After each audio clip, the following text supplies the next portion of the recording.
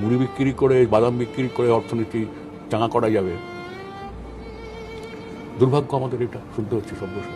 পশ্চিমবাংলা 5 বছর পরে কোথায় দাঁড়াবে? এ রাজ্যের ছেলেমেয়েরা কোথায় যাবে? রাজ্যে পড়াশোনা করছে, ইনফোসিস উইপ্রো এলো না, তার মানেটা কি? ছেলেমেয়েগুলো একটু ভালো লেখাপড়া শিখেছে, কম্পিউটারটা জানে, ইংরেজি জানে, তারা কোথায়? তাহলে কি আবার ছুটতে হবে ব্যাঙ্গালোরে? কি ব্যাঙ্গালোরে? পশ্চিমবাংলায় যদি কলকারখানা না হয়, ছেলেমেয়েরা যারা এখন কলেজে পড়ছে, ইঞ্জিনিয়ারিং কলেজে পড়ছে, অল্প লেখাপড়া জানে, ভালো লেখাপড়া জানে, তাদের ভবিষ্যৎটা কি? মিথ্যে কথা জোর দিয়ে বলো, বারবার বলো, বারবার বললে, মিথ্যে কথা জোর দিয়ে বললে কিছু মানুষ বিশ্বাস করে বসতে থাকে। এসব পুরনো জিনিস ইতিহাস ঘেটে পাওয়া যায়।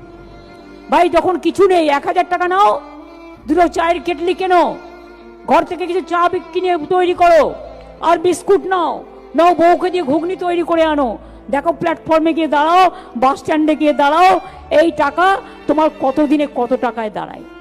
কোনো কাজ ছোট নয়, সব কাজই বড়।